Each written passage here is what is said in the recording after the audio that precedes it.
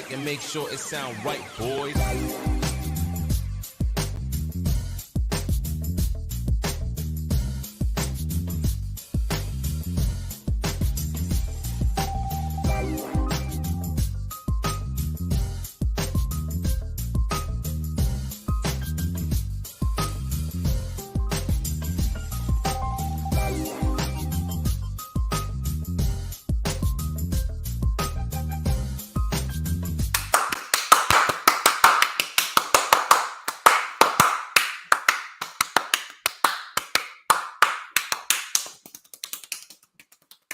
Ladies and gentlemen, I'm the one and only DJ Storms, and I would like to welcome each and every single one of you to a very special Thursday stream, streaming live across 6 different accounts, across 4 different platforms. I think I may add that to the intro full time. Let me know what you think. Yes, of course, you already know who I am, Mr. Controversy and the operator of the best damn Twitter handle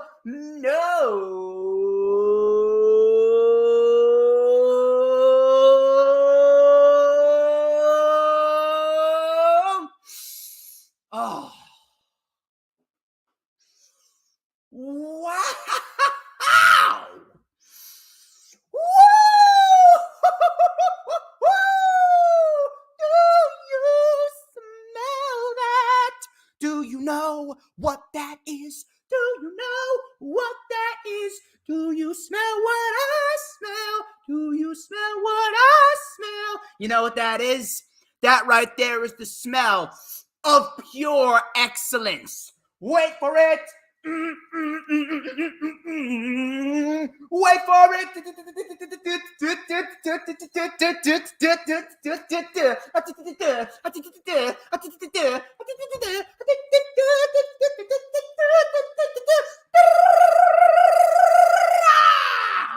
To mankind. And this, oh yeah, this is the official rundown for Ring of Honor Final Battle 2022, streaming live this Saturday afternoon on Bleacher Report and all local pay-per-view providers at 4 p.m. Eastern Time. Wow. I'm telling you, it doesn't get any easier doing that intro. And yes, Dee, you already know we don't need to go over that. Come on. You already know you're my number one mod. But we got a decent little crowd here. We got Dee, we got Paul, a.k.a. The Shooter. We got Lady Kenzie. We also got Peanuts and my girl, Hannah. Where's Lisa at? If Hannah's here, I don't know where the fuck Lisa is. But nevertheless, we're here. We're live. Plenty good to talk about, including the Ring of Honor Final Battle pay-per-view, which is Tony Khan's final produced pay-per-view of 2022. Now, I'm actually going to start off being a little critical. And the reason being is because the build for this show has pretty much been non-existent. Now, I understand that it's Ring of Honor. I get it. It's Ring of Honor. That's not Tony Khan's priority. His priority is AEW, and it should be AEW, even though we have seen a lot of Ring of Honor on AEW TV over the course of the last number of months. I get it. But builds like this, or the lack of build like this, should I say, this is all the more reason why the Ring of Honor TV deal needs to hurry up. It really does. Because the lack of TV time, I don't care what anyone says, 3 hours ain't enough. Not with the roster that Tony Khan has. We need at least 5 hours of AEW TV per week, at least. At least. Because if we don't, then there's going to be a lot of superstars that are going to be hanging around in the back. Case in point, a lot of people have been complaining about Miro. A lot of superstars, Ring of Honor superstars that have been hanging around in the back, like Dalton Castle and the boys, like the Embassy. Juice Robinson just came on, and he's already getting a shot at Samoa Joe. Mercedes Martinez, she just came back from injury. Shane Taylor. The Briscoes. How do you leave the fucking Briscoes off of TV? If they signed a deal, put them on fucking television. I'm sick and fucking tired of this cancel culture bullshit. Time Warner, stop being pussies. Put them on TV. Holy shit. The build for this show has pretty much been non-existent. And until Tony Khan gets the proper amount of TV time, he's going to have to start delegating some responsibilities to different types of people because he is doing too much all at once. He needs to spread out the responsibilities to help the company and the shows run a little bit more smoother. Like Ring of Honor. Now, granted, the Ring of Honor Death Before Dishonor pay-per-view, that was pretty much, that was a pay-per-view with a pretty much non-existent build as well, but it's staring you right in the face this time more so than the last time. So I wanted to start off with that. Now, I have absolutely no doubt that this is going to be a great show. The card looks great. I don't see one dud of a match on this card. The card as a whole looks fantastic. So I don't have a single issue with that. However, we're actually going to start off with a couple of things that Tony Khan said on the Ring of Honor Final Battle media call-in that he had on Wednesday afternoon before Dynamite. Now, before we do, first off, once again, thank you to everyone who is joining, and I want you guys to keep on telling more people to file in because we have a lot of good shit to talk about. I have a feeling that this stream is actually going to be better than the Tuesday stream, although I did do very well on the Tuesday stream. I think you guys showed up big for the Tuesday stream. The Tuesday stream, the rundown for NXT Deadline, we talked about multiple topics, including William Regal's departure. And we're going to talk about William Regal's departure again because Tony Khan gave us the real reason why he let William Regal go. So we will talk about that after we get through the self-brand promotion and the advertisements. We're also going to talk about Tony Khan planning on featuring less. That's right. Tony Khan planning on featuring less Ring of Honor on AEW TV following Final Battle. And that could very well mean that Ring of Honor could be getting the TV deal sooner rather than later in the beginning of 2023. And then, of course, we will get into the rundown portion in which we will preview and predict all the matches going down in just 2 days on Saturday afternoon at Final Battle. But before we get into that, please make sure, if you haven't already done so, please make sure that you are following me on social media. Please make sure that you're following me on Twitter and Instagram at HistoryMakerDJS. That is at HistoryMakerDJS. I also got a fresh, clean, new profile pic. No more the green lightning. I got the red lightning. Considering that red and black, those are the official and the sexiest colors that DJ Storms could ever have. Because let's be real, I'm the sexiest man in the IWC. Ain't no one got anything on me.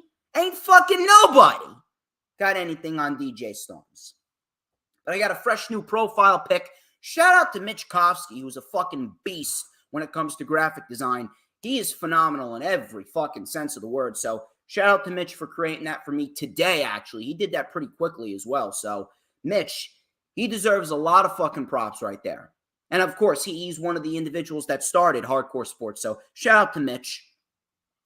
So go follow me on Twitter and Instagram at HistoryMakerDJS. Please make sure that you follow me on Facebook as well. For collaborations and business inquiries, please send me an email. My email is, of course, StormsTakeOver@gmail.com. Please make sure that you like the official DJ Storms business page. And I may just send you an invite to join the official DJ Storms Posse group on Facebook. That is.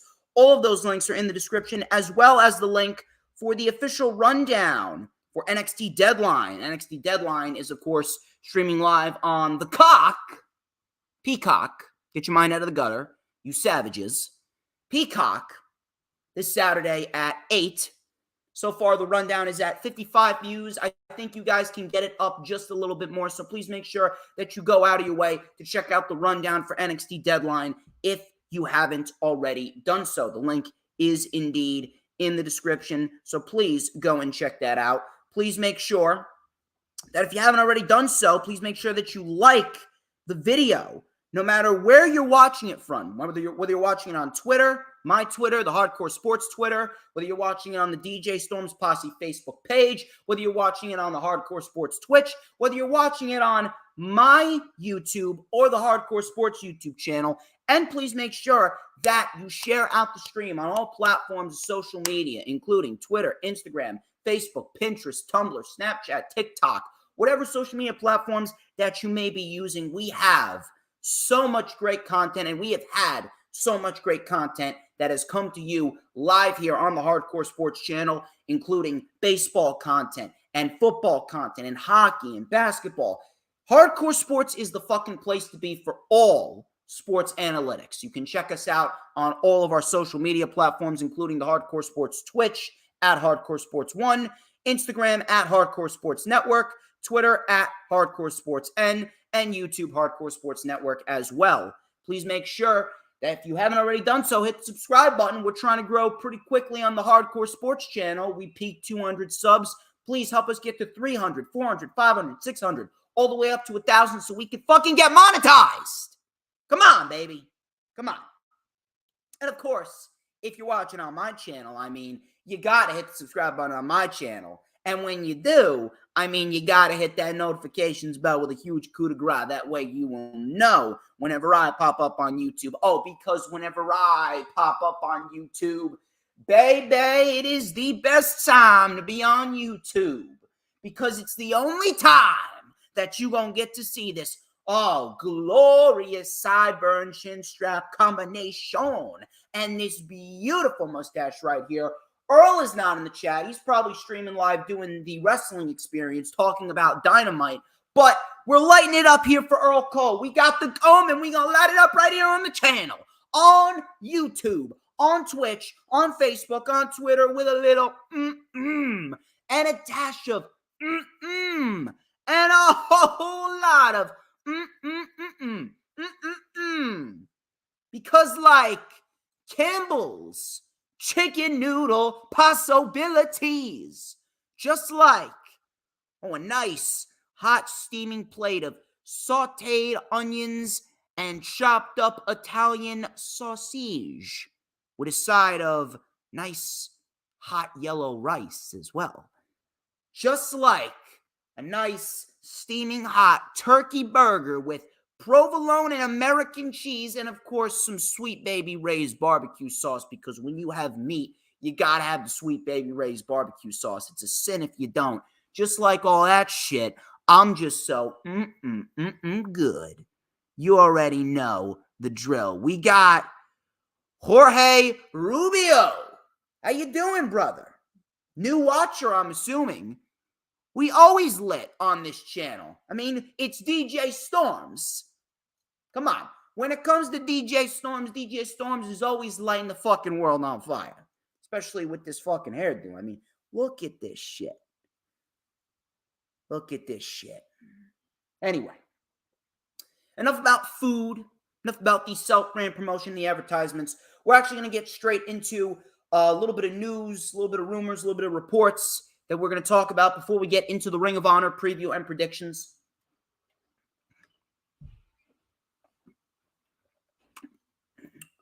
Tony Khan, he hosted the Ring of Honor Final Battle media call on Wednesday afternoon before Dynamite went live on the air. And Tony Khan, he went in depth. The first thing that he went in depth on was the departure of William Regal. William Regal's reports that have been circulating the IWC from the likes of Sean Ross Sapp and Mike Johnson and all these other individuals, all these wrestling journalists, they were proven to be false William Regal did not leave AEW because of backstage issues or maturity issues with management. Tony Khan explained that in between All Out and Grand Slam, his mother had a stroke. She was in the hospital for well over a month. And William Regal, he gave Tony Khan a call. Tony Khan was in the hospital with his mother. At the time, he was not running Dynamite. And Tony Khan stepped away from his mother to talk to William Regal. And William Regal explained that his son, Charlie Dempsey, NXT superstar, he wants to go back to WWE, down to the Performance Center, to train and help mold Charlie Dempsey going forward. And Tony Khan, he said, looking at what's been going on with his mother, what whole incident with his mother getting a stroke, and seeing that he is a big family man himself, he said that he would never deliberately try and keep a father away from his son. So thus, he granted William Regal his release. They wrote him off of TV in the most professional way possible that they could. They've handled his exit with dignity and grace, and William Regal is going back to help train his son. And yes, I'm well aware, Dylan. Lisa fucking called it. Lisa called it. She's not here, or else she'd probably be saying, "Ha DJ, I told you so." Let me tell you something. I was very hard on Tony Khan when I heard the news about William Regal going.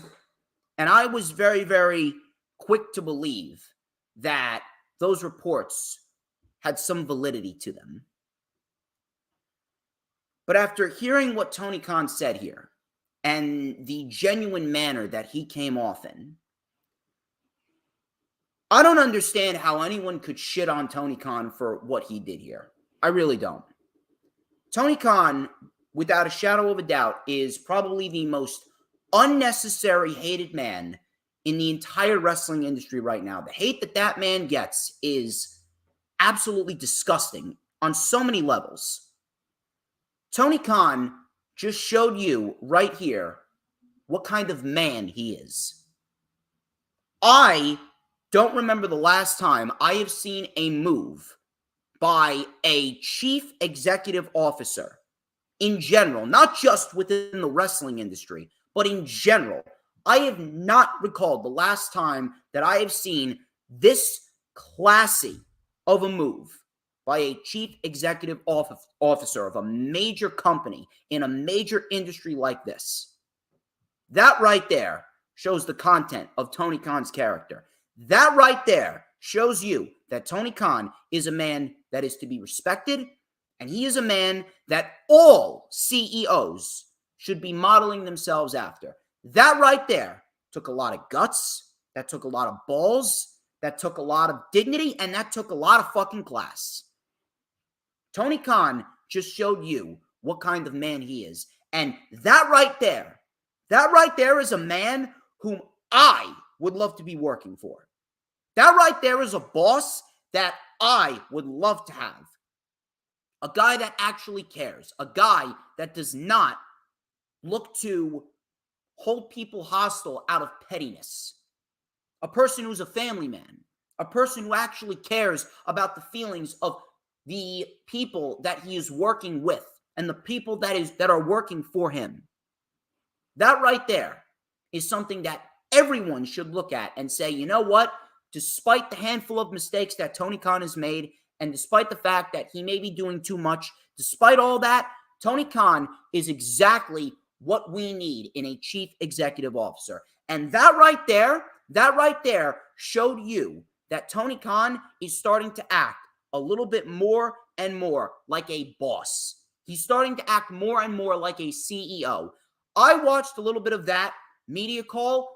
Every single question that he answered, everything that was asked, flowed very nicely. He handled everything with dignity. He handled everything with maturity. He was very calm. He was very cool. He was very collective. He didn't come off like a mark that some of the fans call him. He came off like a legitimate, well-spoken, well-articulated CEO of a wrestling company. And stuff like that, more media calls like that, and the fluidity and the smoothness of the media calls like that, that right there is exactly what is going to help Tony Khan grow as a person and as a wrestling CEO going into 2023, 2024, and beyond. That right there is exactly what we need. No one, and I mean no one, should be hating on Tony Khan because of that. And you know what? I can honestly say that I am at peace with William Regal leaving. The way that they went about it in the best possible manner that they could. So I can't shit on that. Class act by Tony Khan. Props to him. I'm also going to give Tony Khan his props here because I was critical in the beginning. Now I'm giving him his props. Another thing that Tony Khan discussed was the amount of Ring of Honor talent on AEW TV. And he said that he's planning on featuring much less Ring of Honor on AEW TV after Final Battle. And I do believe,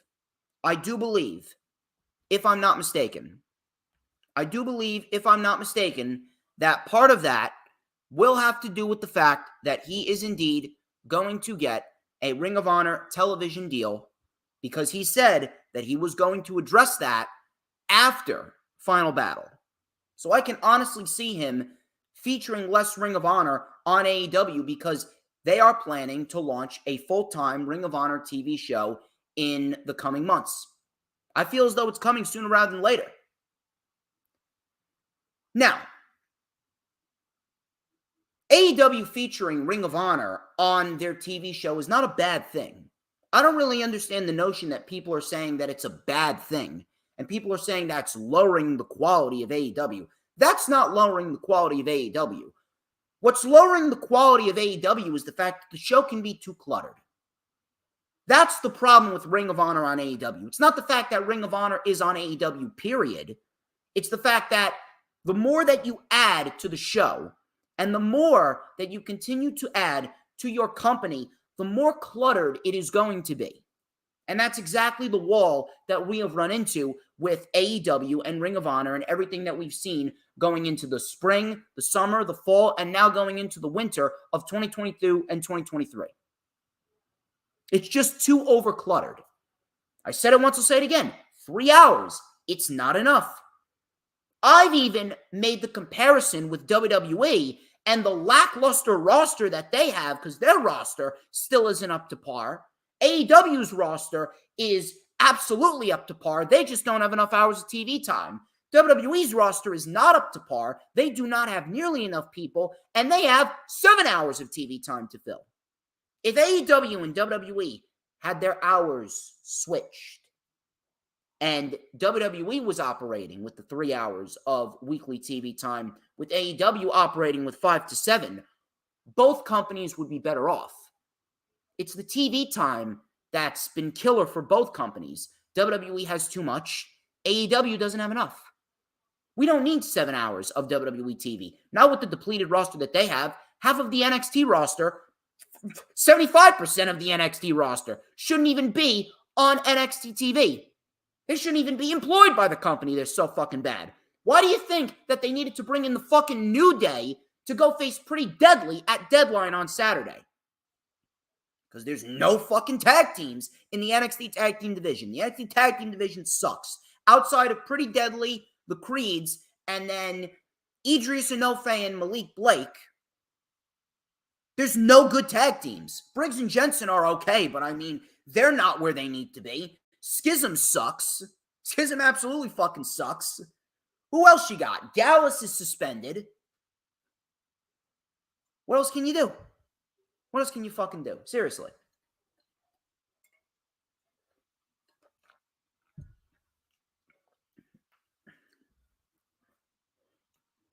But Tony Khan, and the fact that he's planning on featuring less Ring of Honor on AEW TV, that's a great thing, because it means that the show, A, will not be as cluttered, and B, the Ring of Honor TV deal is coming sooner rather than later. And we need it. We need it now. We really do. You take a look at all that talent. All that talent needs a fucking platform. And they're going to get that fucking platform when we got the Ring of Honor TV show. So cross our fingers right there that it's coming soon. Those were the two main sources of news that I really wanted to get into. I will save all the other pieces of news for Saturday's LFU. The LFU on Saturday comes to you live at a special 12 p.m. noon Eastern time. Why? Because Ring of Honor Final Battle starts at 4. And then, of course, we got NXT Deadline. And I will be taking notes on all the matches, all the storylines, all the outcomes, everything. Both shows I'll be taking notes on. So we got the LFU starting at 12 p.m. noon on Saturday.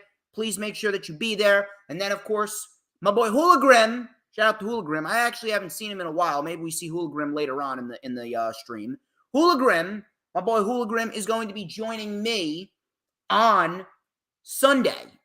My boy Hoolagrim is going to be joining me on Sunday for the rewind for Ring of Honor Final Battle on Saturday, December 11th, or Sunday, December 11th, rather, at 1 p.m. Eastern Time. He's actually going to be coming to us live from California, so he'll be on the channel Sunday, December 11th at 1 p.m. Eastern Time to review the results of Ring of Honor Final Battle. And then on Monday, I'm off of work, so I will be streaming with the rewind for NXT Deadline. That's at 2 p.m. Eastern Time. We're going to have a lot of shit to go over, a lot of shit to get into.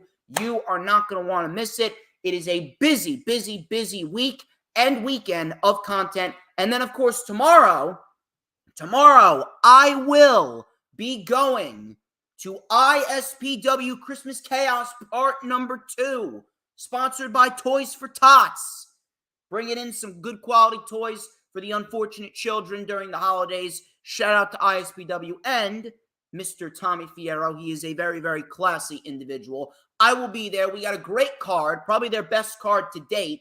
Vicious Vicky's defending the ISPW Women's Championship against Tina San Antonio. Crowbar is taking on Hale Collins of the Now. That I'm very much looking forward to. I'm also looking forward to Alpha Jr. versus the Dominican Destroyer Vargas. We got a fatal four-way ladder match for the Tri-State title. It is Rick Recon, GKM, Michael Mars, and TJ Epics. And then in the main event, it is Bull James defending the ISPW World Championship in a dog collar match against Justin Carino. Should be a great fucking show. I will be there. I hope to see some of my Jersey peeps there as well. So please go check that out. But nevertheless, let's get into the matches that we got going on over here. Let's start off with Shane Taylor Promotions. This is Shane Taylor and JD Griffey versus Swerve in Our Glory. This is Swerve Strickland and Limitless Keith Lee. This came about because Shane Taylor appeared on Rampage in a backstage segment with Keith Lee, and he challenged Keith Lee to a tag team match at Ring of Honor Final Battle. Now, this is actually interesting in the sense of what's going to happen with Swerve.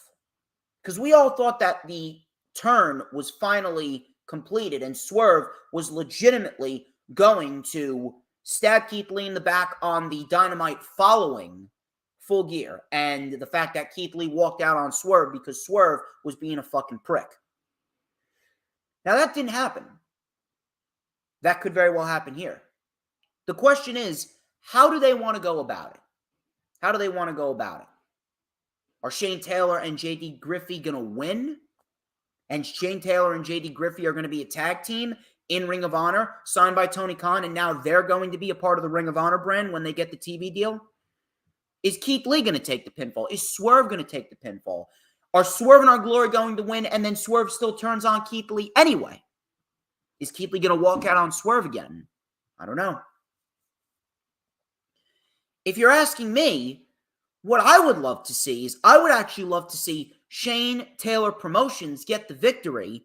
I'm actually interested in seeing what they can do. I heard that they're very good, but I want to see what they can do, number one. And I would actually love to see them get the win over Swerve and Our Glory with Swerve turning on Keith Lee and then joining forces with Shane Taylor Promotions, and Swerve could be the leader.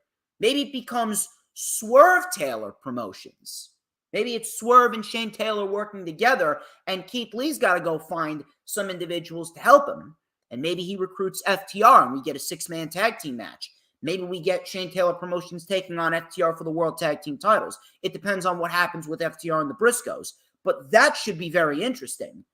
That should be very interesting. If you're asking me, Swerve potentially leading Shane Taylor Promotions and recruiting them, that could very well take Swerve to the next level. It could get Shane Taylor Promotions some more exposure on AEW TV. It also adds another trio. It also adds another trio to the Trios Championship division. Obviously, you got the Elite, you got Death Triangle, you got the House of Black in there, you got the Blackpool Combat Club, you got the Dark Order, who is still a threesome, even though with the exclusion of Preston Vance. You got the Best Friends in there. You got La Facción Ingobernales. You have a lot of good trios in there. So if you're asking me, I'd love to see Swerve and Shane Taylor Promotions form together. I'd love to see Swerve potentially fuck over Keith Lee in the same manner that Keith Lee fucked over Swerve at Full Gear, but this time with Swerve walking away, and Shane Taylor Promotions get the win. They get the win, and Shane Taylor Promotion and Swerve Strickland join up. I think it should be a very good match. I mean, Swerve in Our Glory, I can't remember the last time Swerve in Our Glory had a bad fucking match. So I don't expect this match to be bad whatsoever. It's going to be very interesting what Shane Taylor Promotions can actually do. That I definitely have my eyes on. So I'll keep an eye on that very, very closely. I'm going with Shane Taylor Promotions to win, and I'm actually going with Shane Taylor Promotions and Swerve to form a faction. I think that would be great for Swerve. Speaking of trios, we got a trios match. This is Dalton Castle and the boys. They're taking on the Embassy with Prince Nana. This is Brian Cage and the Gates of Agony, Bishop Khan and Toa Leona. This is for the Ring of Honor World 6-Man Tag Team Championship. This was the match that I was very much hoping that we were going to get, and indeed, we got it. We got it. And I'll tell you why. Because the Embassy are fucking phenomenal. The Embassy is fucking phenomenal in every sense of the imagination. I want to see the Embassy featured heavily on Ring of Honor and on AEW as well, because the Embassy is comprised of 3 fucking killers. 3 killers. That's what I love about them. The Embassy is great. The Embassy is awesome. We need the Embassy. We need Brian Cage. We need Toa Leona, and we need Bishop Khan built up as a dominant faction on TV week after week after week after week. What happens with this going forward? If you're asking me, this is one match that should absolutely, no questions asked, have a title change. Dalton Castle and the boys, listen. I like Dalton Castle. He's growing on me. He's growing on me very much, but the boys, listen, they may be decent wrestlers, but I mean, who's going to take the boys seriously as trios champions? I was actually pissed off that the Righteous didn't win at Death Before Dishonor, and the Righteous didn't get signed. The Righteous was fucking great. Dutch, Bateman, and Vincent with Vita Von Scott. I actually saw Vita Von Scott wrestle live at the ISPW Rockin' Wrestling Weekend in Morristown, New Jersey last May. And I thought she was great. I think she fought Gabby Ortiz for the ISPW Women's Championship. She very much impressed me. I don't understand why the Righteous didn't get the win at Death Before Dishonor and the Righteous didn't get signed. I was actually pissed off that the Righteous didn't get signed. The Righteous is great. The Righteous is awesome. They remind me of classic Wyatt family. The Righteous was fantastic. I don't know why Tony Khan didn't sign them. But Dalton Castle and the boys, they won the Ring of Honor 6-Man Tag Team Championship. I like Dalton Castle. He's growing on me, but I can't take the boys seriously.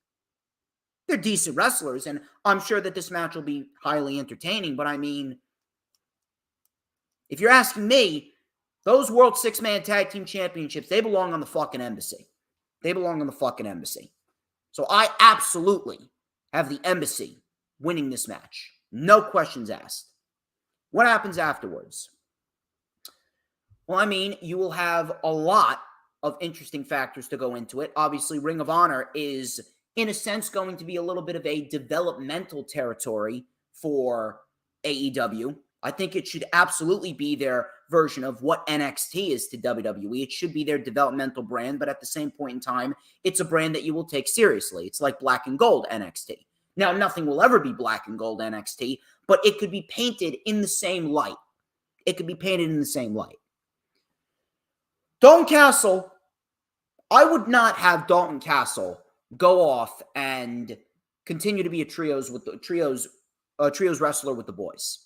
I would actually move Dalton Castle along in the singles division. I actually want to see Dalton Castle mix it up with Daniel Garcia for the Pure Championship, or if you want to, and if you're looking for a solid contender to take the Ring of Honor World Television Championship off of Samoa Joe when the time is right, I'd say Dalton Castle is that guy. He's very over. He's probably, if I'm going to go with the most over Ring of Honor original superstar, minus the Briscoes, it's Dalton Castle. So if you're asking me, you got a monster heel in Joe, you need a solid baby face, you put Dalton Castle in there. He's very good at what he does. He's very over. He could bring a great match out of Samoa Joe. Hell, even Daniel Garcia. I'd love to see that. Depends on what they want to do with him. Maybe they put him back in there with Jericho. Who knows?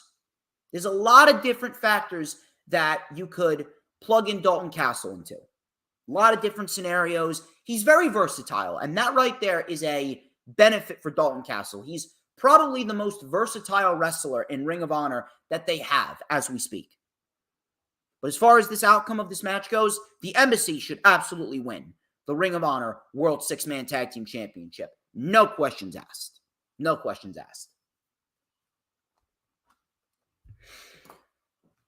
I mentioned Samoa Joe. Let's actually talk about him now.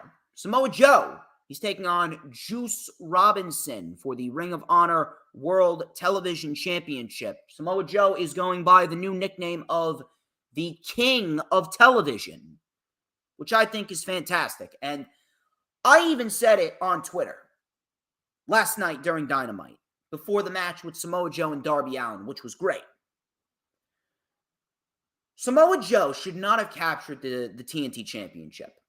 There's no way that you can look at me and tell me that Wardlow should have lost the TNT Championship. Wardlow, that match at Full Gear should have been a defining victory for Wardlow going on into 2023.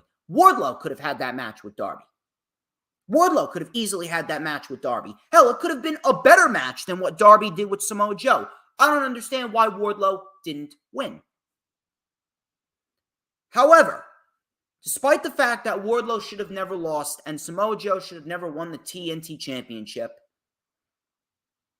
my God, does Samoa Joe look like a fucking beast with 2 championships? If you're asking me, Samoa Joe is probably one of the most successful individuals to transition over from WWE to Tony Khan's watch. I'm sitting there watching the match with Samoa Joe and Darby Allin last night on Dynamite and seeing how much of a fucking monster Joe has been built up into. And I'm thinking to myself, why didn't we get this Samoa Joe in WWE? Why is it that at this age, Samoa Joe had to wait in order to get a monster run like he's on right now in front of a nationwide audience with people that actually give a shit about him? And I'm not talking about Impact. Impact don't count. I don't understand why Samoa Joe had to wait this long. Samoa Joe right now is on one of the best runs of his life. And he's a fucking monster with those 2 championships. This match came out of nowhere. Because Juice Robinson is the newest acquisition under Tony Khan, and he wasted no time challenging Samoa Joe for the Ring of Honor World Television Championship. Let me take a sip of my ice water.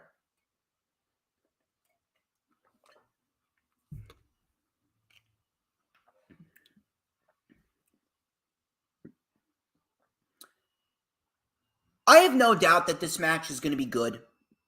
Should be a decent match. Hell, maybe this could end up being the sleeper match of the night. Maybe Juice Robinson and Samoa Joe will come out and surprise the fuck out of everyone. And you know what? If they do, I'm going to come on here on Sunday afternoon with Hula Grim, and I'm going to praise these two. But I'm not going to come out here and say that this match should have been the match at Ring of Honor Final Battle. This should have been Samoa Joe and Wardlow.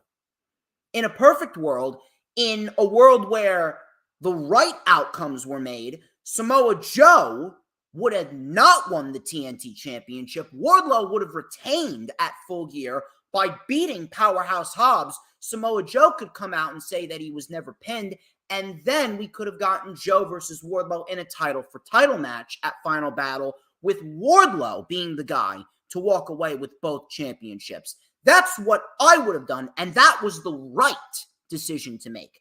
Tony Khan didn't make that decision. Now, Samoa Joe is phenomenal, but there's no reason why this couldn't have been Wardlow.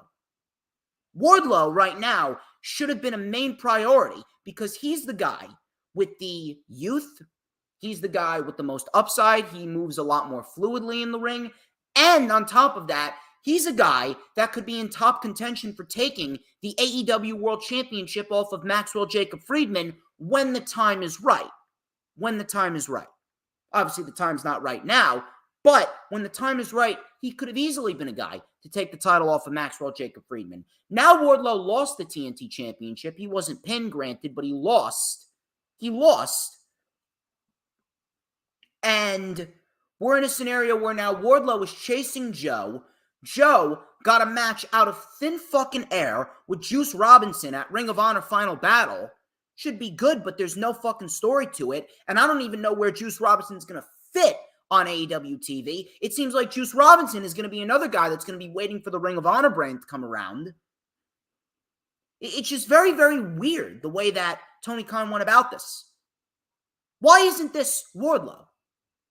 Now, granted, if you had to take the TNT title off of Wardlow and you had to put it on Joe, if you're asking me, this should have been Wardlow taking the Ring of Honor World Television Championship off of Samoa Joe, because Samoa Joe, you granted him the TNT Championship, fine.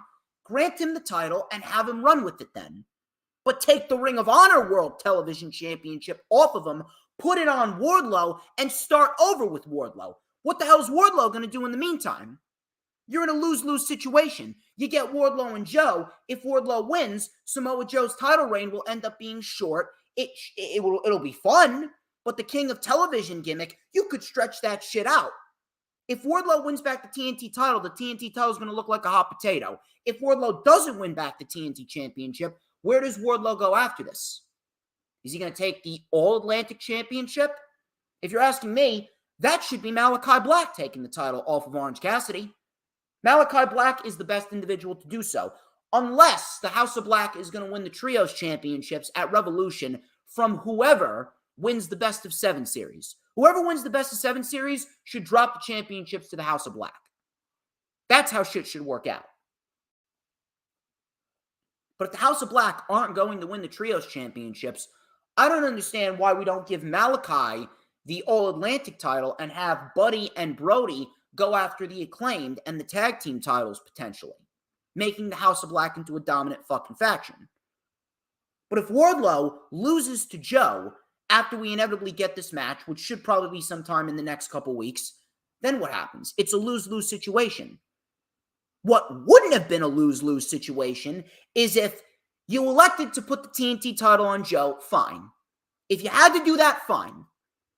What wouldn't have been a lose-lose situation is if you gave the Ring of Honor World Television Championship to Wardlow, have Wardlow run with that. Wardlow would have gotten his revenge on Samoa Joe for fucking him over. Joe took Wardlow's title. Wardlow took Joe's title. Then Joe could have ran with the TNT Championship all the way up until March, April, May, and then you could have built up someone like Ricky Starks to take the title off of Joe, while Wardlow would have ran roughshod with the Ring of Honor World Television Championship. He would have been building a resume for himself, and then Wardlow could dominate Ring of Honor when Ring of Honor gets the TV deal.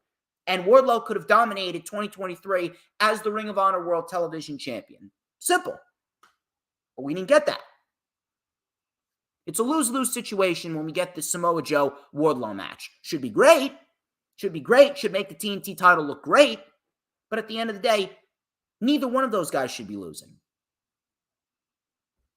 So we got this match with Samoa Joe and Juice Robinson. There's no story. Should be a great wrestling match, but there's no story. There's no story whatsoever. And if you're asking me, no one should be beating Joe. If you're asking me, the only man that should be taking the Ring of Honor World Television Championship off of Joe is Wardlow. How do we get there? I don't know. I don't even know if we're ever going to get there. I don't even know if we're ever going to get there. But if you're asking me, Samoa Joe, he shouldn't be losing either of those championships for a long, long time. You got a monster in Joe, keep him as a monster until someone who is as hot of a babyface as Joe is as hot of a heel. When you get the hot babyface in your grasp, which I do believe could very well be Ricky Starks, if you're asking me, Ricky Starks, you know what I'm doing? I'm having Ricky Starks win the Face of the Revolution ladder match in March, and then at St. Patrick's Day Slam in the middle of March, I'm having Ricky take the TNT title from Samoa Joe. That's what I'm doing. That's what I'm doing. Samoa Joe is not losing to Juice Robinson. I would be dead shocked if he does, but I don't expect him to. Samoa Joe retains the Ring of Honor World Television Championship. Women's action. Women's action. It is Mercedes Martinez versus Athena, Ring of Honor Women's World Championship. This is actually one of the matches that I'm looking forward to the most. Specifically because I want to see Athena get her just due. Athena, from the moment she was brought up on the main roster, Athena was positioned as a bum. Athena was never given the opportunity to shine. Athena then got injured. Then she came back. Then she was placed in a fucking atrocious 24/7 title chase with Carmella and Tamina and Dana Brooke and a bunch of other fucking morons. She tore something or she broke something in her foot. Tore a ligament, tore her Achilles, tore something, broke a bone. She was out for a year. 1 year she was out.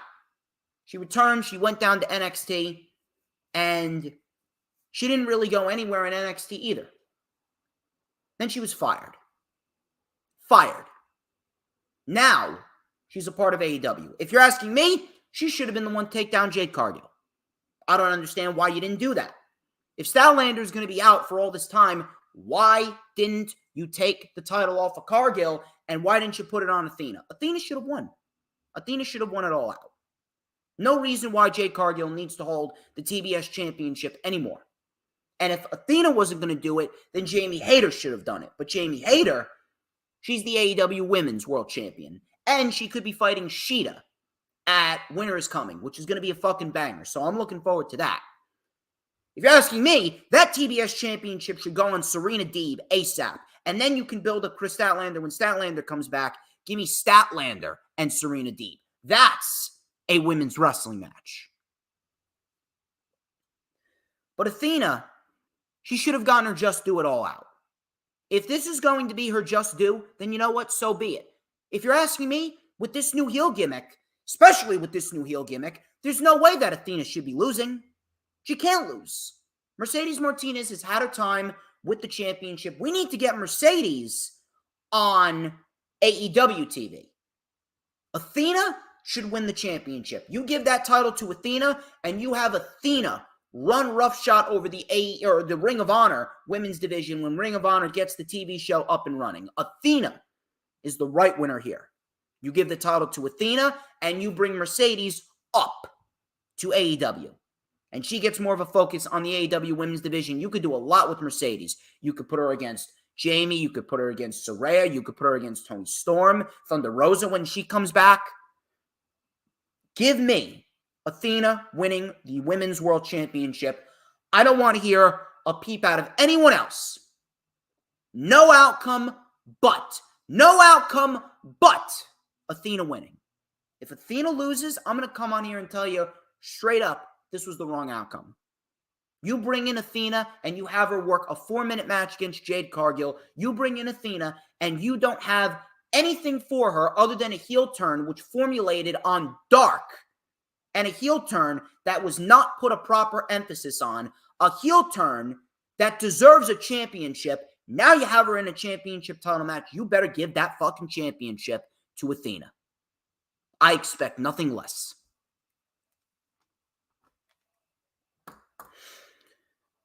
Wheeler Yuta and Daniel Garcia, Part 3 for the Ring of Honor Pure Championship. This was made because there was no one else for Daniel Garcia. The only other individual that I could have honestly have seen Daniel Garcia fighting would be Bryan Danielson, because they had 2 of the best TV matches of the year for AEW Dynamite. One of them was a 2 out of 3 falls match. Now, we could still get that match. Maybe down the line, maybe we get that match. Maybe Bryan takes the Ring of Honor Pure Championship off of Daniel Garcia at some point in 2023. But that is something that I'm definitely keeping my eye on. Now, as far as this match goes, I mean, the first 2 matches were great. I actually think that their second match was better than their first. There's no reason why we should expect anything less than a banger with Daniel Garcia and Wheeler Yuta. That's pretty much it. There's really no other layers to it. It's a feud that's going to wrap up the JAS Blackpool Combat Club storyline with Wheeler Yuta and Daniel Garcia. That's pretty much it. I'm keeping the title on Daniel Garcia. I can't see Wheeler Yuta winning back the championship. You know where Wheeler Yuta's value is going to be? With the Blackpool Combat Club in the Trios division. Because Blackpool Combat Club, if you're asking me, whoever loses the best of 7 series, between Death Triangle and the Elite, the winners get the House of Black for the Trios Championships at Revolution. The losers get the Blackpool Combat Club. Think about the matches that we could get if we get the Elite versus the Blackpool. If the Elite lose, think about the matches that we could get with the Elite and the Blackpool Combat Club. We can get Kenny versus Wheeler, Kenny versus Moxley again, Kenny versus Bryan. Think about that. Maybe we get Matt Jackson and Nick Jackson taking on Bryan and Jon Moxley. Think about that. That would be great. That's a match of the year candidate waiting to fucking happen. What about Jon Moxley and Nick Jackson? Nick Jackson could very well be considered the better wrestler between him and his brother. Think about the series and the trios match itself. Think about the matches that we could get with those 3 individuals. Same thing with the Death Triangle. Pac and Wheeler Yuta. Lucha Bros versus Moxley and Bryan. Moxley and Pac. Pac and Bryan. Think about that. That'd be fantastic. That is where Wheeler Yuta's main value is. That is where Wheeler Yuta's big time money is going to be. Because the Blackpool Combat Club, they should be the next Trios champions after the House of Black. Whoever wins the best of 7 series gets the House of Black. And if you're asking me, I would love to see another match between Death Triangle and the House of Black. I would love to see that. And then the Elite, they can do their thing with the Blackpool Combat Club. That would be great too. I got Daniel Garcia winning this. I actually think that Daniel Garcia is going to be the man here. Daniel Garcia is going to be the guy that they're going to have heavy investment in. And Daniel Garcia is inevitably going to be the guy that is going to take the Ring of Honor Pure Championship into 2023 and the Ring of Honor TV deal once we get it. This match just got announced on Wednesday. It is FTR. This is Cash Wheeler and Dax Harwood versus Jay and Mark, the Briscoes, them boys. Double dog collar match for the Ring of Honor World Tag Team Championship. I was not expecting this match to take place. I was not expecting the third match between these two teams to take place. I was actually expecting the Guns to get the match with FTR. Now, we still could get that, and maybe for all we know, the Gun Club could end up taking the titles off of FTR. Who the fuck knows?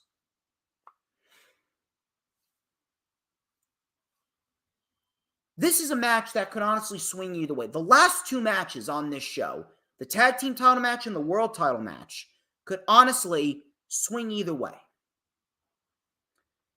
FTR, they said that they're going to be evaluating their options when their contracts are up, right? They're going to be evaluating their options, huh? What exactly does that mean?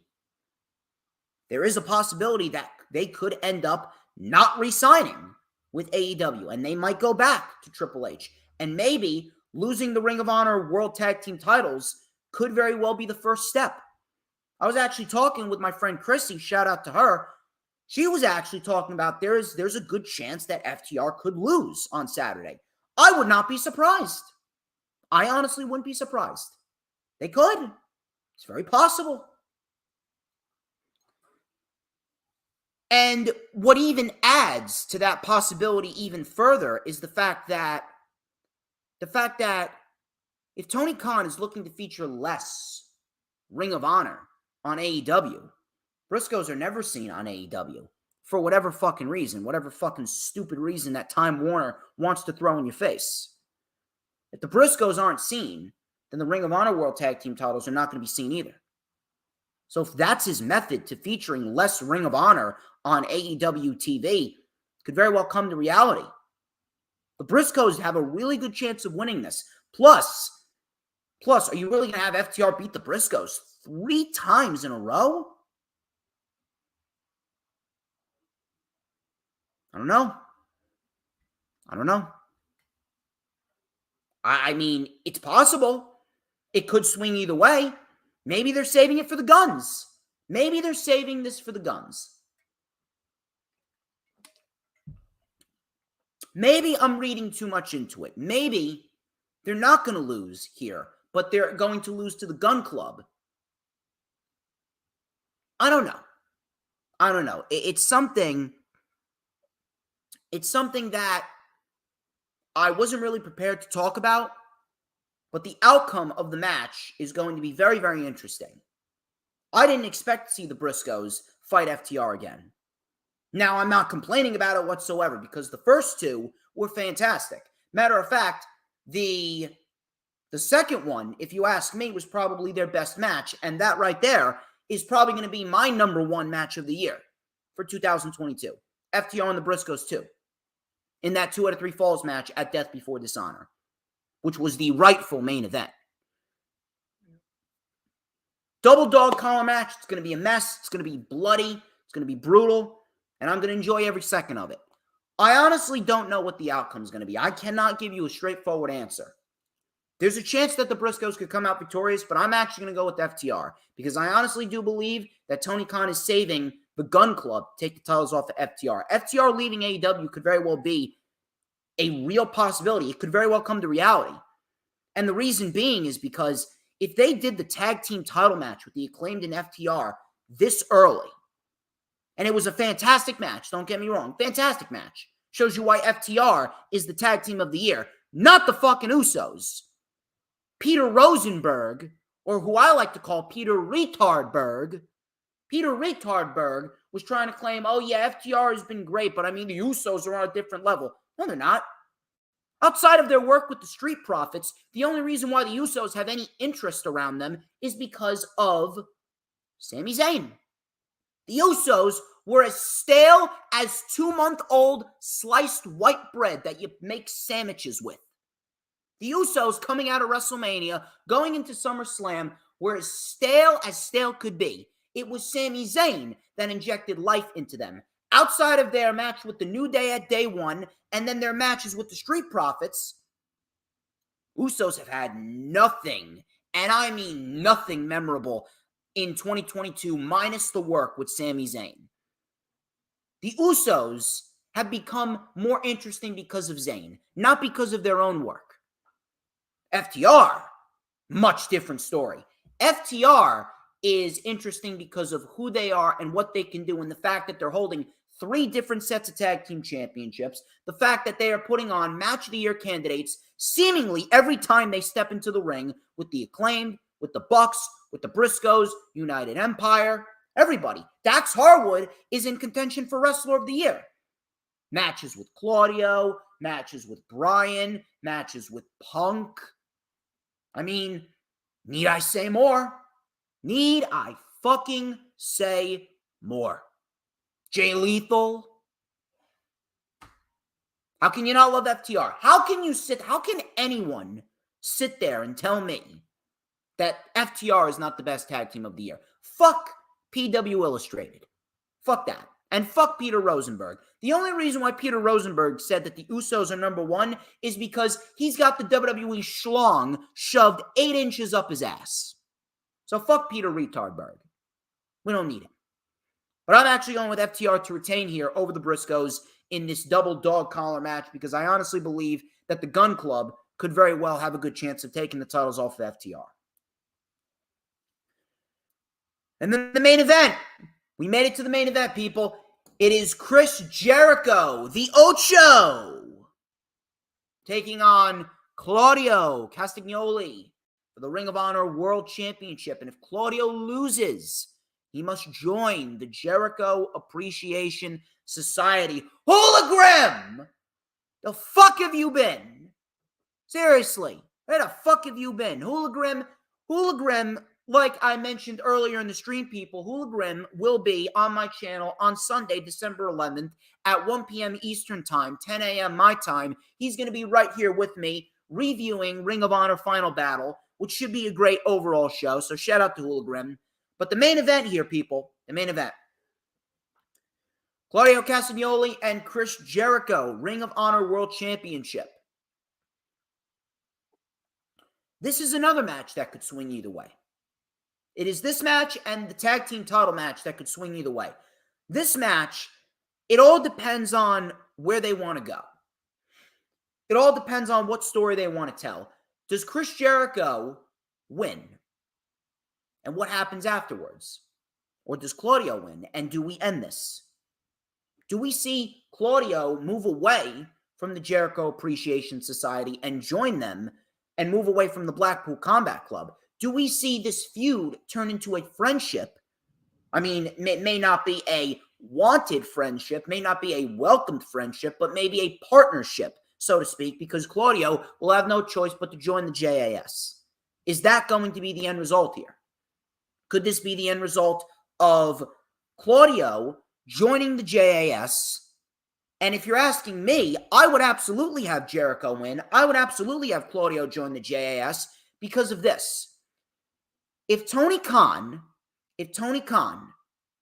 is going to set the Ring of Honor TV deal in stone, and we are going to have Tony Khan get that Ring of Honor TV deal, probably on Tuesdays, are we potentially looking at Jericho winning and Claudio joining the Jericho Appreciation Society? If you're asking me, I would do that, and I would build this up as a scenario in which Jericho is just embarrassing Claudio, disrespecting him, shitting all over him, and Claudio is going to reach his breaking point. Claudio is being told by the fans the fans want Claudio to just knock Jericho's lights out.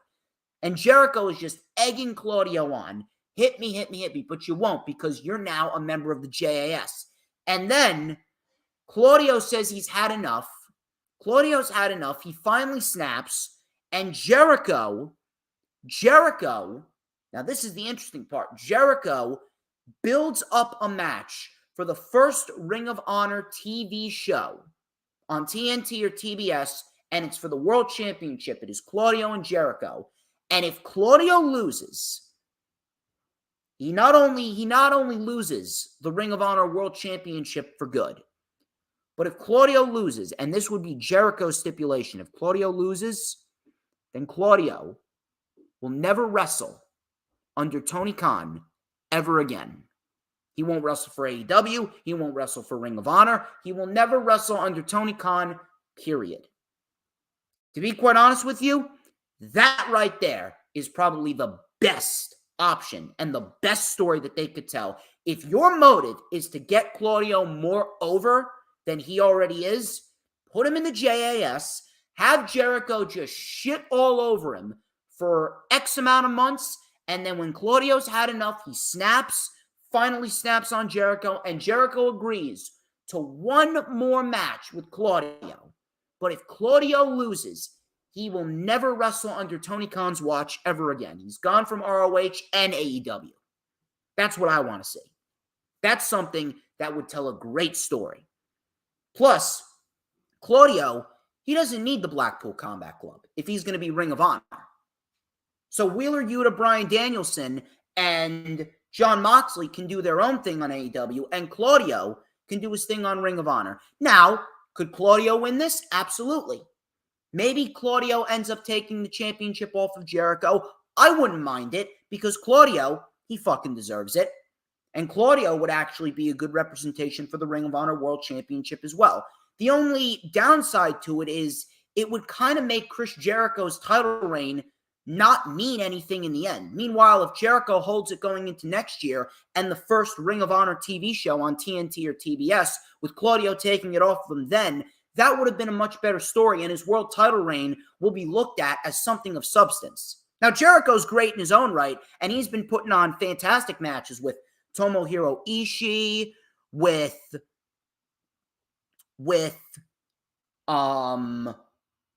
Dalton Castle and Bryan and Bandito. The fact that the Blackpool Combat Club is sticking together, that's a great thing too. But I don't think they need Claudio. Claudio almost seems like the odd one out. So Claudio can do his own thing. Plus, I mean, can you imagine the fucking entertaining back and forth with Claudio and Jake Hager? And Jake Hager's going to force Claudio to wear the fucking bucket hat? Jake Hager's probably getting himself more over than he ever has with this fucking gimmick. Got fans bringing hat signs to the fucking crowd. I'm loving what Jake Hager's doing, and he's not overexposed. You imagine what Jake Hager and maybe Jake Hager and Claudio become a tag team. Maybe Jericho forces Claudio to reform the Real Americans with Jake Hager. And maybe they join the tag team division. Can you imagine that? Claudio being forced to team with Jake Hager again? That would be some pretty entertaining fucking TV. Could they give Claudio the win? Possibly. If they do, I wouldn't mind it, but it would kind of leave a sour taste in my mouth because of what's going on with Jericho and how good Jericho has been. I would have Claudio lose this. I'm giving the win to Jericho, and I am putting Claudio in the JAS and having Claudio get built up to finally snap on Jericho, and then we can get the Ring of Honor World Title match one last time, and if Claudio loses, he's gone. That will get Claudio more over than he already is. That's what I'm going with. But overall, I absolutely expect a banger of a show. There's not one dud of a match, and I'm looking forward to it. And ladies and gentlemen, that wraps up this edition of The Rundown. Another solid weekly stream, especially after the rundown for NXT Deadline on Tuesday. If you missed it, go check that out. Thank you, everyone who's watching. Thank you, Dylan, Dee Dee, Hula Grim, Peanuts, Lady Kenzie, and everyone else in between. You guys have been fantastic. You guys have been awesome. You guys have been awesome right from the jump. Please make sure to check out all the links in the description. Like, comment, subscribe. Lightning Flash update at a special noon p.m. start time on Saturday because of Ring of Honor Final Battle being early. Sunday, December 11th, the rewind for Ring of Honor Final Battle with Hula Grim. Monday, December 12th at 2 p.m. Eastern Time, it is the rewind for NXT Deadline 2022. I feel like Excalibur at the end of a fucking Rampage episode. We got plenty of good material coming to you in this week. We're going to have a holly jolly Christmas season because everyone has a good Christmas season with DJ Storms. Oh, the weather outside is frightful. but DJ so delightful. Until then, I'm DJ Storms. This has been The Rundown, and I will catch you guys this Saturday at noon for the LFU. But before I leave, people, before I leave and get the hell out of here, you gotta tell me, who runs the IWC?